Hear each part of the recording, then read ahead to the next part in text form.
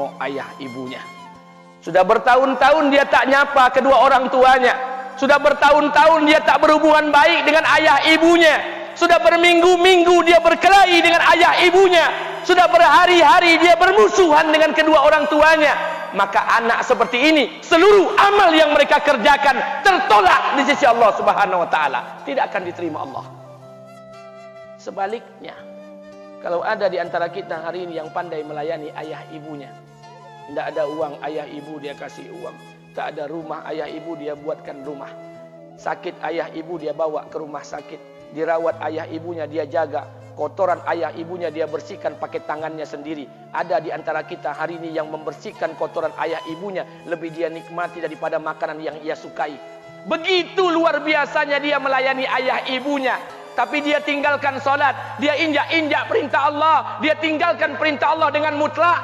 Maka kebaikan satu orang anak ini kepada ayah ibunya seluruhnya tidak diterima Allah Subhanahu wa taala. Atau jangan-jangan inilah yang menjadi penyebab amal kita tak diterima Allah. Atau jangan-jangan inilah yang menjadi penyebab amal kita tertolak di sisi Allah. Kita solat juga, kita sujud juga, kita puasa juga, kita ngaji juga, kita dengarkan ceramah juga. Maka oleh karena itu, Pak, Bu, ayah kita tuh tinggal di kampung, ayah ibu tinggal di kampung sana. Terkadang ayah ibu kita tak sekolah, SD, SMP, SMA tak tamat. Dia sekolahkan kita SD, SMP, SMA, S1, S2, S3 dengan harapan hidup kita lebih baik daripada keadaan dia sekarang. Tapi apa yang membuat kita jarang untuk menjenguk mereka? Saya ingin sampaikan buat kita bersama, ayah ibu kita tak tahu kita ni eselon 1, eselon 2, Pak.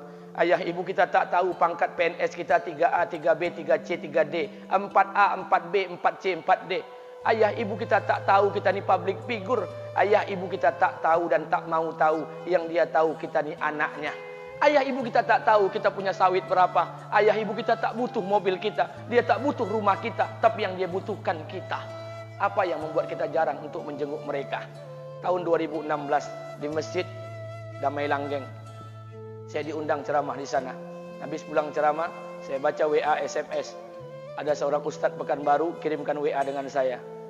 Saya baca 2 kali, air mata saya menetes. Kenapa? Karena WA itu berisi cerita satu orang ibu sedang menelpon anaknya. Ibunya nelpon anaknya. Assalamualaikum nak. Waalaikumsalam, kata anaknya. Kata ibunya, nak, sudah 1 bulan kau tak tengok ibu. Apa yang membuat engkau berhalangan, nak? Apakah kau sibuk dengan pekerjaanmu? Minggu yang kedua ibunya telepon lagi. Assalamualaikum nak. Kata anaknya, waalaikumsalam. Kata ibunya, nak, ibu dapat kabar apa engkau baru beli mobil baru. Apa betul nak? Kata anaknya, betul bu. Kata ibunya, alhamdulillah nak, ibu bangga. Kau pandai menyenangkan hati anak istrimu. Minggu yang ketiga ibunya telepon lagi. Assalamualaikum nak. Kata anaknya, waalaikumsalam. Kata ibunya, nak, ibu dapat kabar bahwa engkau baru beli rumah baru. Apa betul nak?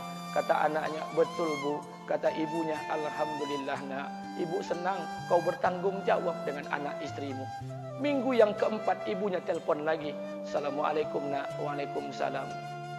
Kata ibunya, nak, tadi ibu pergi ke pasar, ibu jumpa temanmu di pasar. Kata temanmu di pasar, temanmu banyak bercerita tentang kamu. Kata temanmu tadi, kamu baru beli anak anjing seharga 40 juta dari negeri Belanda. Apa betul nak? Kata anaknya, betul. Kata ibunya, nak, dengarkan pesan ibu untuk terakhir kalinya. Apa pesan ibunya? Wahai anakku, engkau pelihara 1 ekor anjing. Kau siapkan harga anjing 40 juta. Kau siapkan rumah untuk anjingmu depan rumahmu. Kau jaga anjingmu pagi, siang dan sore. Kau mandikan anjingmu pagi, siang dan sore. Kau kasih makan anjingmu pagi, siang dan sore. Demi Allah nak, dengarkan pesan ibu untuk terakhir kalinya. Apa kata ibunya? Demi Allah nak, demi Allah. Kalau seandainya Allah menciptakan ibu, kalau seandainya Allah menciptakan ibu untuk yang kedua kali di muka bumi ini nak, demi Allah, ibu tak ingin terlahir sebagai manusia. Ibu ingin lahir sebagai seekor anjing, biar berada depan rumahmu dan melihat wajahmu setiap hari. Ibu kita tak butuh harta kita, Pak. Dia tak butuh uang kita, dia butuh kita. Apa yang membuat kita jarang untuk menjenguk mereka? Pantas hidup kita tidak berkah. Pantas rumah tangga kita tidak sakinah. Karena hubungan dengan ayah ibu kita rusak selama ini. Masih ada kesempatan, masih. Yang jauh telepon, yang dekat kunjungi mereka. Demi Allah, kita butuh keberkahan doa mereka. Yang sudah meninggal, ziarahi kuburnya dan doakan mereka. Imam As-Syafi'i berkata, apa kata Imam As-Syafi'i? Manusia zalim, manusia bodoh, kalian tak tahu apabila ayah dan ibu kalian mengangkat tangan di malam hari, dia berdoa kepada Allah untuk anaknya. Doanya cuma sekali, malamnya cuma sekali, hanya sekali saja doanya. Apa kata Imam Syafi'i? Sekali doa ayah dan ibu kalian sudah cukup bagi Allah untuk menjadikan kalian anaknya berkah dunia akhirat.